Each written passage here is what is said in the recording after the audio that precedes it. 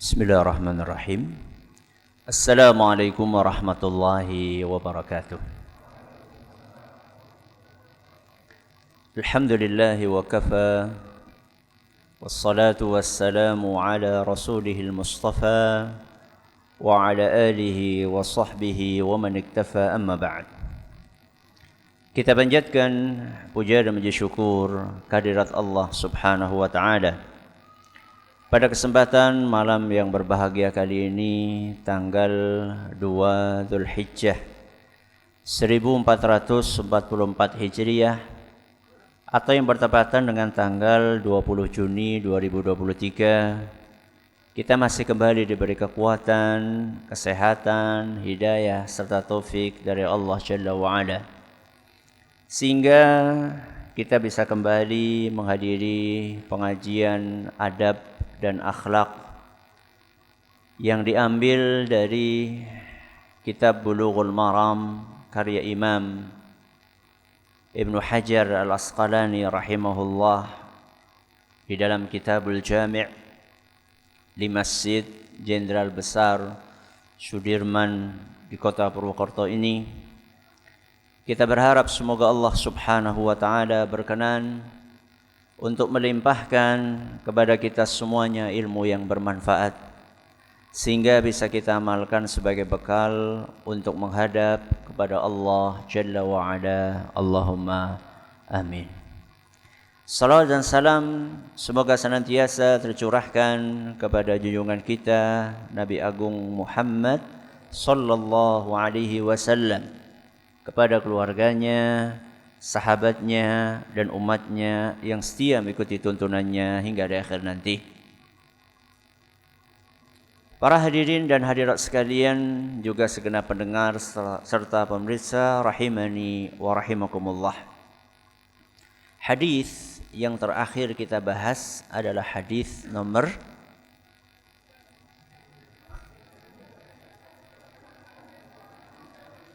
EP kelalen. Apa maning isine? Saking suwene. Yang terakhir kita bahas adalah hadis nomor 42. Hadis nomor 42. Pembahasan tentang hasad. Hari ini kita akan mengkaji hadis berikutnya, yaitu hadis nomor 43. Hadis nomor 43 ini berbunyi, wa anhu qala, dari beliau, maksudnya adalah Abu Hurairah. Dari Abu Hurairah, semoga Allah meridai beliau, qala Rasulullah sallallahu alaihi wasallam, Rasulullah sallallahu alaihi wasallam bersabda, laisa syadidu bisura'ah. Kata Rasul sallallahu alaihi wasallam, kekuatan seseorang itu bukan diukur dari kehebatannya dalam bertarung fisik. Saya ulangi, kekuatan seseorang itu bukan diukur dari kehebatannya dalam bertarung fisik. Innamas syadidul ladzi yamliku nafsahu 'indal ghadab. Akan tetapi kekuatan seseorang itu hanya diukur dari kekuatan dia dalam menahan marah. Saya ulangi hadisnya. Kekuatan seseorang itu bukan diukur dari kehebatannya dalam bertarung fisik. Namun, kekuatan seseorang itu hanya diukur dari kemampuan dia di dalam menahan marah. Muttafaqun alaih. Hadis riwayat Bukhari dan Muslim. Rasulullah sallallahu alaihi wasallam menyampaikan dalam hadis ini ukuran kekuatan, barometer kekuatan. Untuk apa Rasulullah SAW menyampaikan barometer kekuatan? Untuk meluruskan persepsi yang berkembang di kebanyakan orang saat mereka membicarakan tentang kekuatan. Rata-rata orang itu menilai hanya dari casing. Napa casing? Kulit luar, tampilan luar. Hanya dari apa yang dilihat oleh mata. Padahal betapa banyak penampakan luar yang menipu. Padahal betapa banyak penampilan luar yang menipu. Jabane ganteng, jebule serigala. Ganteng-ganteng apa? Serigala. Jabane ayu, jebule pengkhianat. Jabane perlente, jebule kere. Jebule koruptor. Luarnya kayak kiai. Penampilannya kayak kiai. Jebule dukun. Wah, kita saru karo kiai ge. Saya bukan lagi menjatuhkan kiai, justru untuk melindungi apa? Kiai. Karena banyak dukun berpenampilan kiai. Orang pikir ini kiai, padahal dukun. Karena banyak orang tertipu dengan penampilan luar, makanya Rasulullah SAW bersabda, Innallaha la yanzuru ila ajsadikum. Sesungguhnya Allah itu tidak melihat fisik kalian. Dhuwur, apa maning? Ndep, kuru, lemu, rambut keriting, rambut lurus, itu enggak dilihat sama Allah Azza wa Jalla. Wala ila suwarikum. Allah juga tidak melihat penampilan fisik kalian. Apakah kulitnya keriput atau kulitnya kencang, itu enggak dilihat sama Allah Subhanahu wa taala. Terus apa yang dilihat oleh Allah? Walakin yanzuru ila qulubikum. Tapi yang dilihat oleh Allah Subhanahu wa taala adalah hati kalian, wa asyara bi asabihi ila sadrihi. Saat Rasulullah SAW mengatakan akan tetapi Allah melihat hati kalian, beliau menunjuk ke arah dada. Hadis riwayat Muslim. Nah, hadis 43 yang sedang kita bahas ini adalah pembahasan tentang ukuran kekuatan. Persepsi kebanyakan orang ketika menilai kekuatan, apa yang dijadikan ukuran? Kekuatan apa tadi? Fisik. Siapa orang yang kuat, yang tubuhnya kekar, tinggi dan besar, kuat ngangkat barbel apa galon? Ya, kuat ngangkat barbel. Kalau berkelahi pasti menang. Hanya itu yang menurut kebanyakan orang berhak mendapatkan label orang yang kuat. Padahal belum tentu orang yang fisiknya kuat, dia beneran kuat. Belum tentu. Betapa banyak orang yang tubuhnya kekar, tapi dia tidak bisa melawan dirinya sendiri. Contoh, ada orang Masya Allah ngangkat barbel 10, 20, 100, 200 kilo kuat. Tapi mengangkat kelopak matanya Yang berapa kilo beratnya? Kelopak mata nih gitu. Abote pira? Hanya beberapa miligram. Enggak kuat. Kapan? Subuhan. Ada orang kayak gitu? Endi wonge? Bayangkan. Berarti ini bukan orang kuat ini. Ada orang kuat mendaki gunung. Terjalnya sekian banyak gunung terbesar, tertinggi di seluruh penjuru dunia pernah dia daki. Tapi berangkat ke masjid. Yang jalanannya tidak daki, malah apa? Temurun.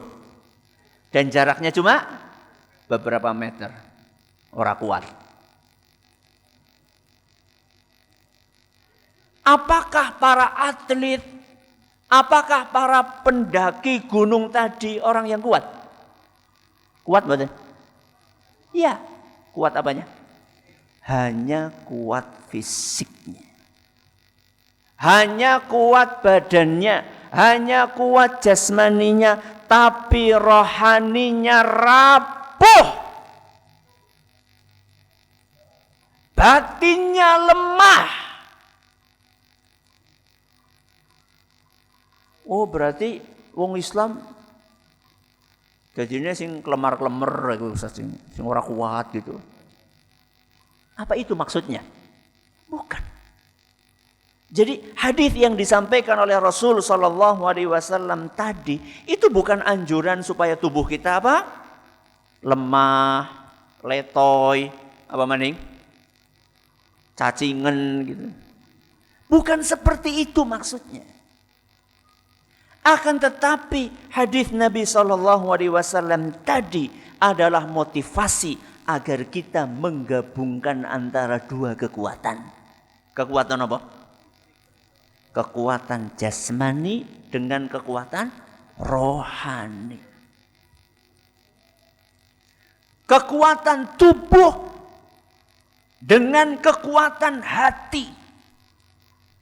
Kekuatan lahiriah dengan kekuatan rohaniyah. Itu yang diinginkan dalam agama kita. Karena kalau orang cuma kuat jasmaninya, tapi lemah rohaninya, akan lebih banyak merugikannya dibandingkan menguntungkannya. Saya ulangi. Orang yang apa tadi? Kuat jasmaninya. Awaknya gede, dhuwur, sterek, sik, pack. Nek dewek tah one pack ya. Nang isor maning. Orang yang kuat fisiknya tapi lemah rohaninya, maka orang-orang yang seperti ini lebih banyak merugikan dibandingkan menguntungkan. Di dunia atau di akhirat? Di dunia dan di akhirat. Coba perhatikan. Orang-orang yang cuma kuat jasmaninya, tapi lemah rohaninya, kekuatan dia akan digunakan untuk apa? Akan digunakan untuk apa? Untuk berbuat zalim. Maling gue biasanya kuat-kuat orang.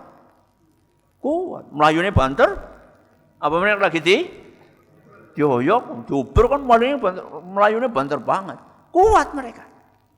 Tapi karena kekuatan itu hanya kekuatan fisik. Gak diikuti dengan kekuatan hati. Lebih banyak kerugian yang ditimbulkan oleh orang tersebut. Bahkan kadang-kadang dia tega untuk berbuat bengis kepada orang-orang terdekatnya sekali. Sinten? Sinten orang terdekat kita? Istri. Siapa lagi? Anak.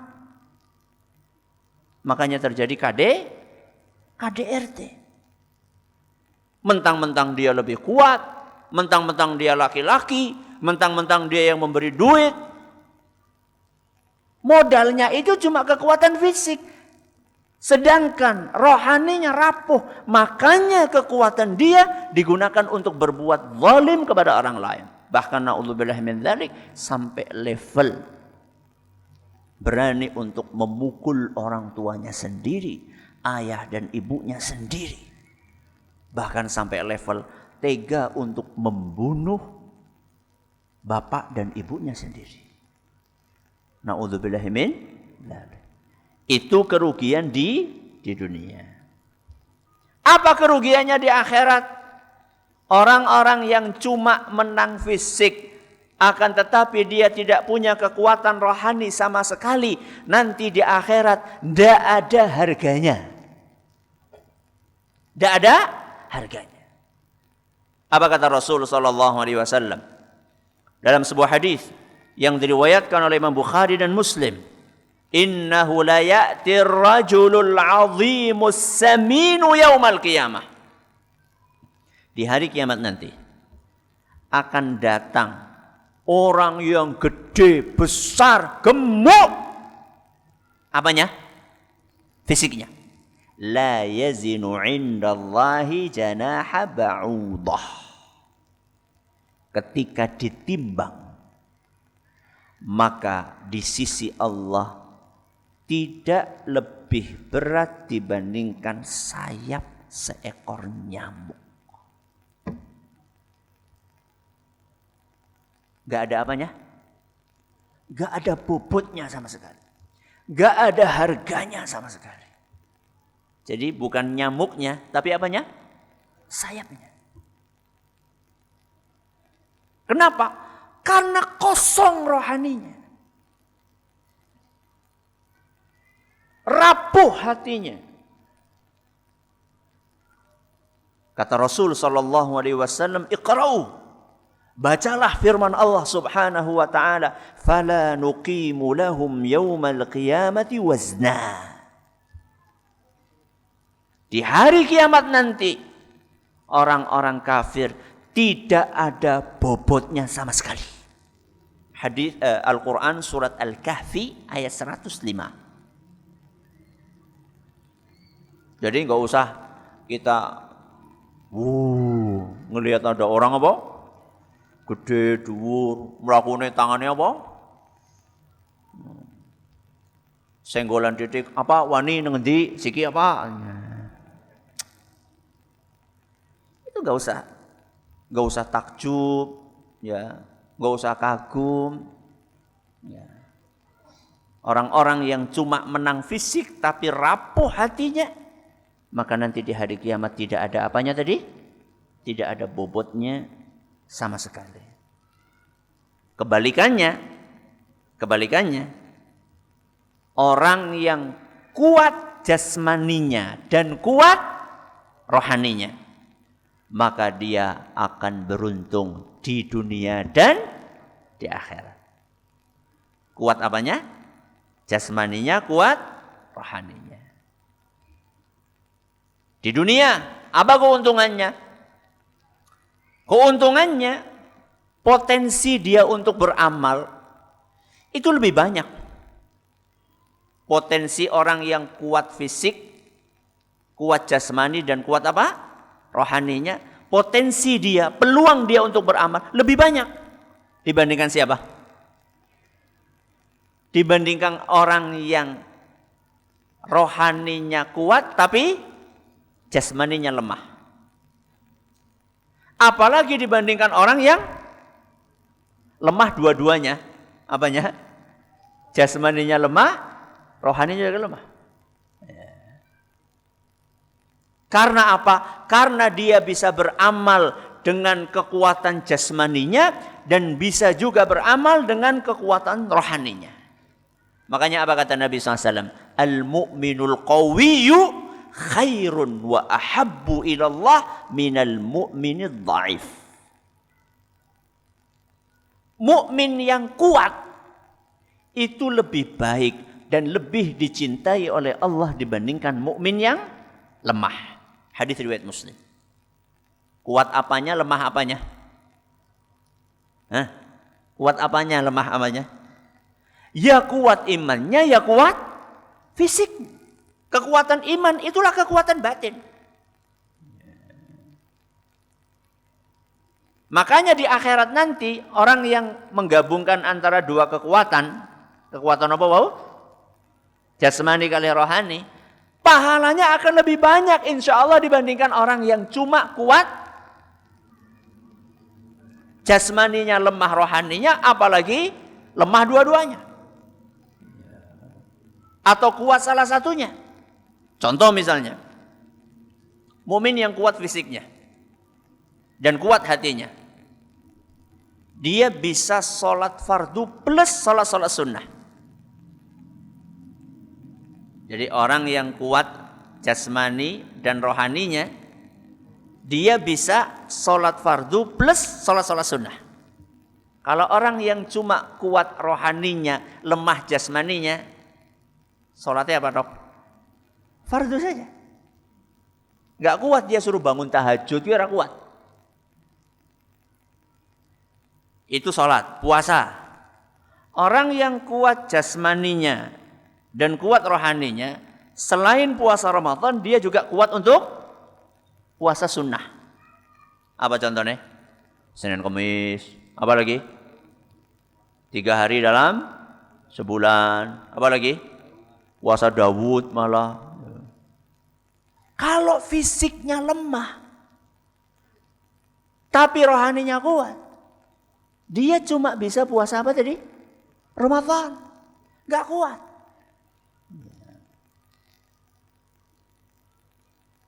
Orang yang kuat fisik dan rohaninya bisa bojo protes. Bisa bojo papat. Tapi kalau saya sama jenengan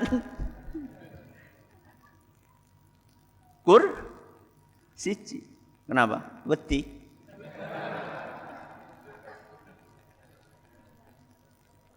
Jadi pahalanya banyak yang mana? Poligami. Kuat fisik rohani. Poligami pak.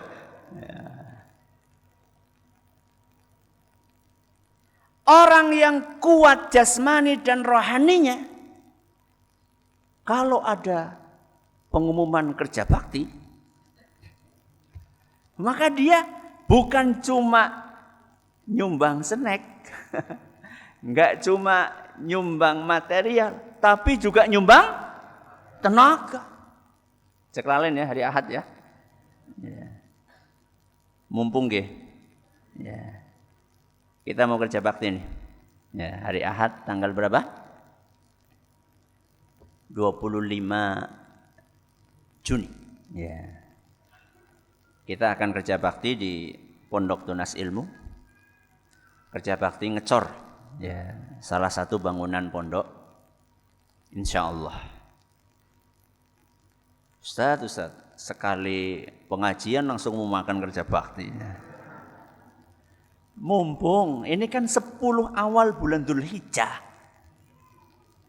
Kita di 10 awal bulan Dzulhijjah disuruh ngapain? Banyak-banyak amal soleh. Ya. Kerja bakti ngecor pondok we amal soleh mboten? Amal soleh. Mau kerja bakti ngecor pondok. Tempat untuk ngaji, tempat untuk belajar ilmu agama, tempat untuk sholat, tempat untuk mendalami ilmu syar'i, itu amal saleh. Hari Ahad itu tanggal berapa?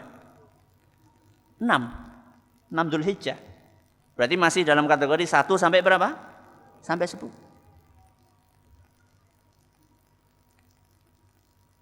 Jadi intinya apa, Ge? Kerja bakti. Baik. Jadi kita ini disuruh menggabungkan antara kekuatan apa sama apa? Fisik sama rohani, kekuatan batin, kekuatan jasmani sama kekuatan rohani, kekuatan fisik sama kekuatan batin. Nah, salah satu kekuatan batin yang sangat dimotivasi di dalam agama kita adalah kekuatan menahan marah. Itu hadis yang kita bahas hari ini. Yang tadi kita baca di awal, hadis nomor berapa? 43. Laisa syadidu bisur'ah. Kekuatan seseorang itu bukan diukur dari kehebatannya dalam bertarung secara fisik. Terus apa ukurannya? Kata Rasulullah SAW, innamas syadidul ladzi yamliku nafsahu indal ghadab. Kekuatan seseorang itu hanya diukur dari kemampuan dia untuk menahan marah.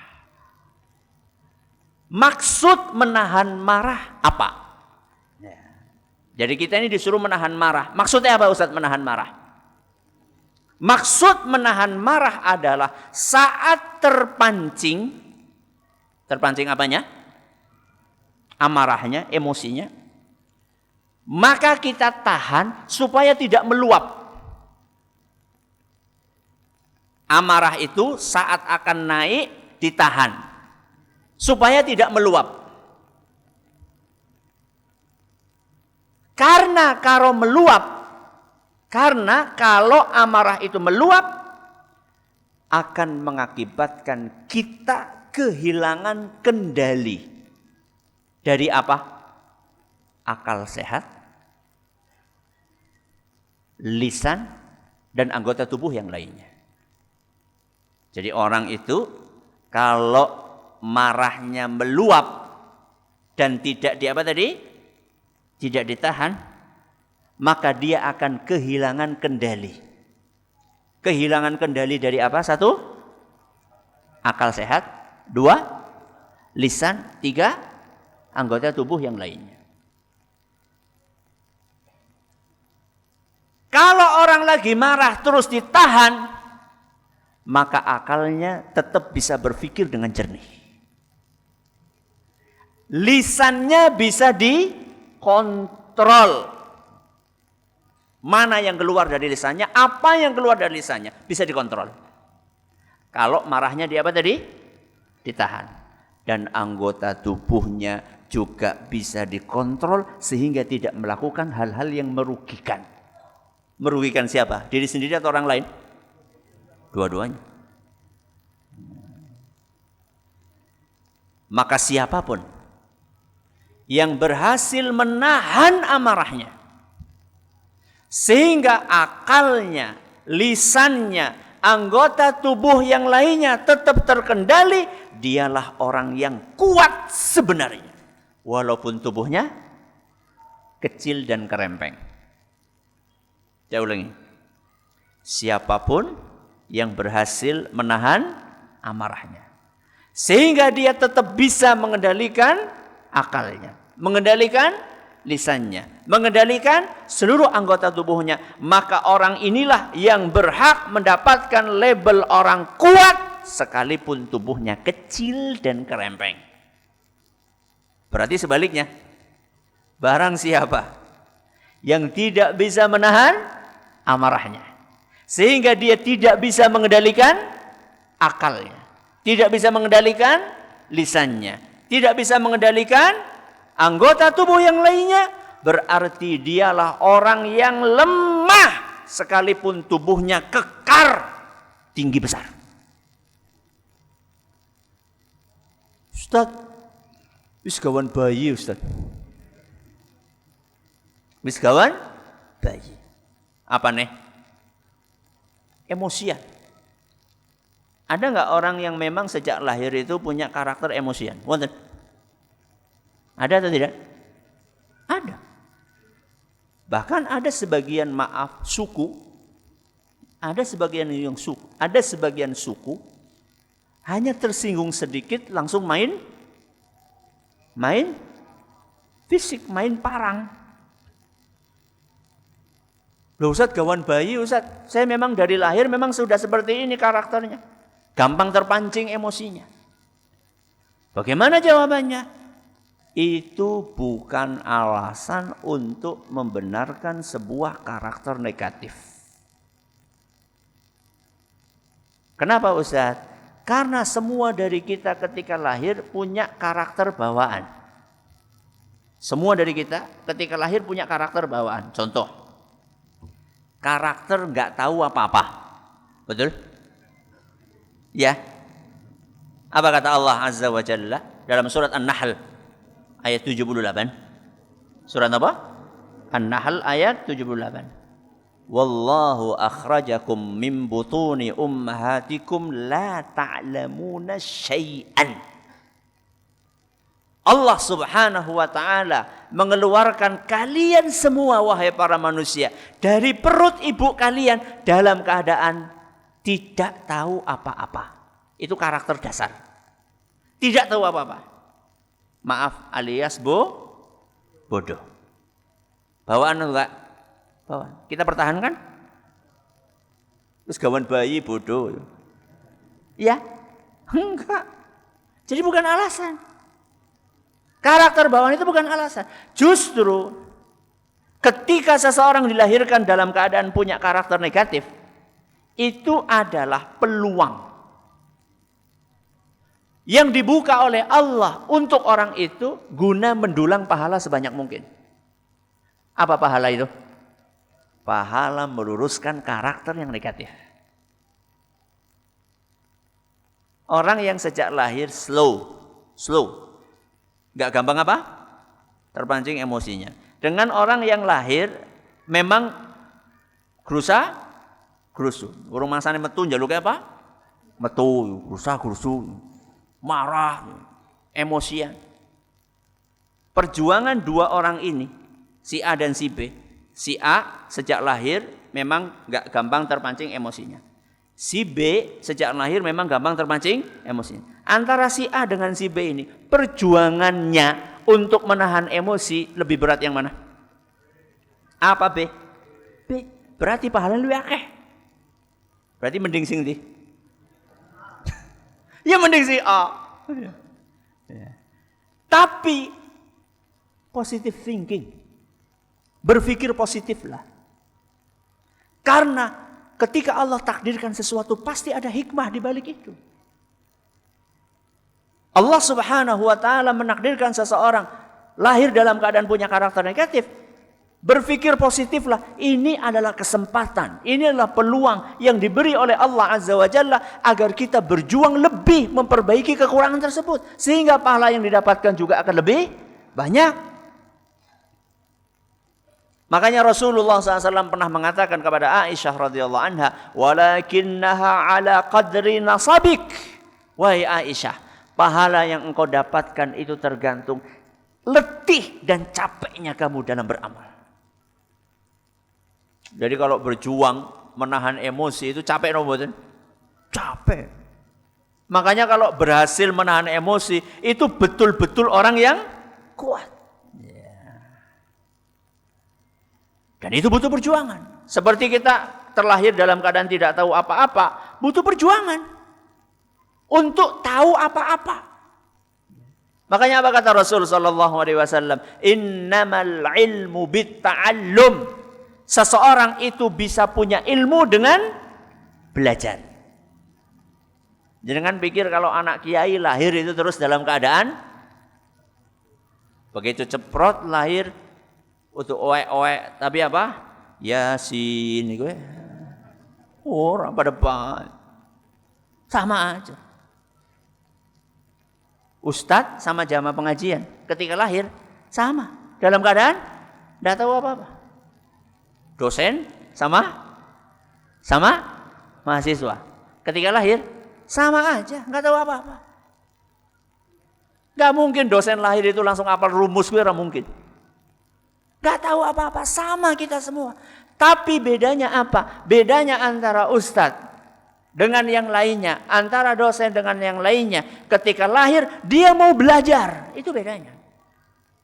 Dia mau berusaha. Innamal ilmu bitta'allum. Ilmu itu didapatkan dengan belajar. Wa innamal hilmu bittahallum. Kata Rasul SAW, orang bisa sabar itu dengan latihan. Dengan apa? Latihan. Jadi jangan dipikir orang ujuk-ujuk itu langsung apa? Sabar. Hadis riwayat At-Tabarani dalam kitab Al-Mu'jamul Awsat dan dinilai hasan oleh Syekh Al-Albani. Jadi kesimpulannya apa? Kesimpulannya ukuran kekuatan itu dilihat dari apa tadi? Kekuatan di dalam menahan marah. Itulah orang-orang yang kuat, karena agama kita menganjurkan agar kita menggabungkan antara dua kekuatan. Kekuatan apa? Kekuatan fisik dengan kekuatan hati, kekuatan jasmani dengan kekuatan rohani. Apa keutamaannya orang yang bisa menahan amarahnya? Akan kita bahas pada pertemuan berikutnya. Bagaimana caranya supaya kita bisa berhasil menahan amarah? Tips-tipsnya apa saja? Ini akan kita bahas pada pertemuan berikutnya lagi. Sehingga sing sabar. Praktek, mempraktekkan hadis yang barusan kita bahas. Mudah-mudahan apa yang kita pelajari bermanfaat bagi kita semuanya. Wallahu ta'ala a'lamu bissawab. Terima kasih atas perhatiannya. Mohon maaf atas segala kekurangannya. Sisa berapa menit? Udah masuk? Berapa? 4. Sisa 4 menit. Silakan kalau ada yang mau tanya, masih ada waktu 4 menit. Monggo. Cik. Dok, Afan, ini ada pertanyaan dari via WA. Assalamualaikum Ustadz, mohon izin bertanya. Marah-marah tidak dibenarkan dalam Islam. Bagaimana menghadapi anak laki-laki yang sudah dewasa, 23 tahun, ketika berulang kali dinasihati dengan cara yang baik-baik, didoakan pagi, siang, dan malam, tetapi tetap tidak ada perubahan dengan perilakunya. Apakah sikap memarahinya juga tidak dibenarkan? Terus harus bagaimana lagi supaya si anak dapat berubah? Terima kasih atas pertanyaannya. Marah itu tidak semuanya tercela. Ini belum kita bahas. Marah itu terbagi menjadi dua. Ada marah yang tercela dan ada marah yang terpuji. Jadi ternyata ada marah yang terpuji. Marah yang tercela tadi sudah kita bahas.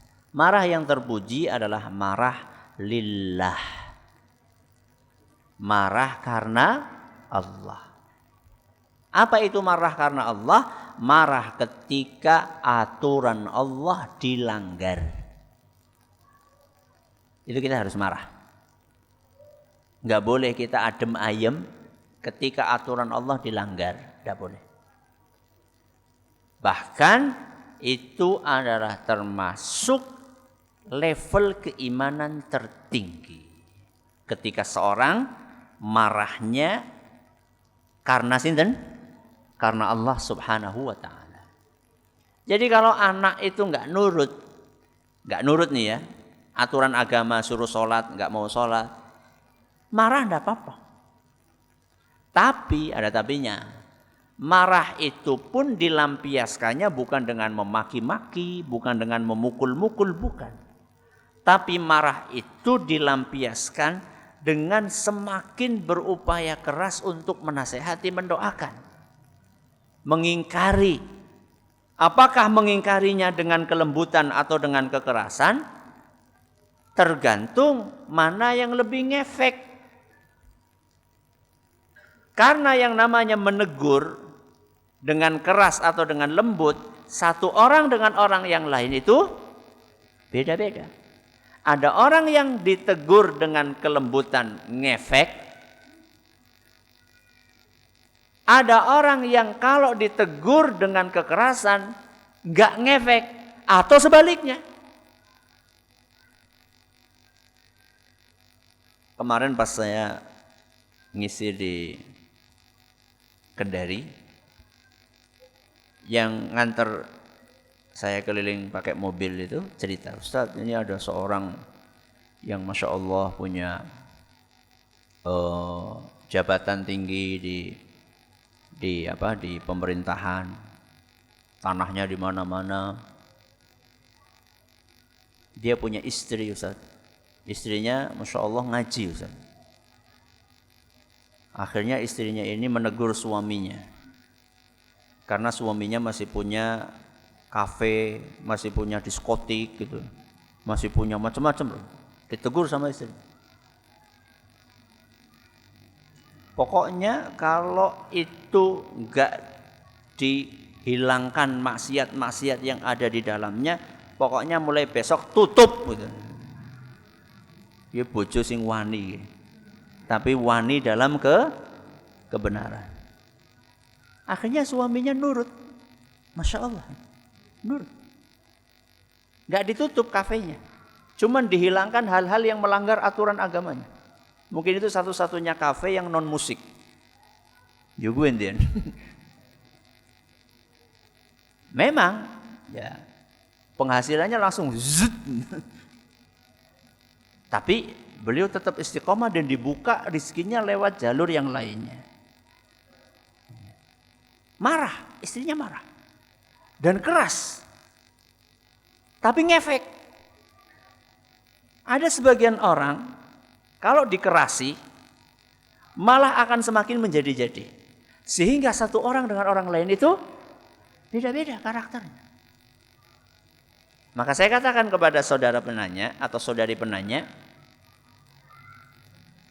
Anda coba dengan kelembutan, ngefek enggak? Suatu saat kalau enggak ngefek, coba dengan kata yang lebih keras, enggak apa-apa. Yang penting kerasnya tetap terukur, enggak apa-apa, enggak masalah, boleh saja. Ya Ustaz, saya sudah doakan pagi, siang, malam, enggak ada efeknya, tambahi. Sorenya ya iya. Kan cuma pagi, siang, malam kan, sorenya belum itu. Ya, tambahi. Enggak mungkin enggak ada efeknya, enggak mungkin. Allah Azza wa Jalla itu akan menghargai usaha kita. Kalaupun ternyata di dunianya belum dikabulkan, maka doa-doa itu akan kita ambil manfaatnya kapan? Di akhirat dengan izin Allah Subhanahu wa ta'ala. Mudah-mudahan apa yang kita pelajari bermanfaat bagi kita semuanya. Terima kasih atas perhatiannya. Mohon maaf atas segala kurangannya. Kita akhiri dengan doa kafaratul majlis. Subhanakallahumma wa bihamdika asyhadu an la ilaha illa anta astaghfiruka wa atubu ilaik. Assalamualaikum warahmatullahi wabarakatuh.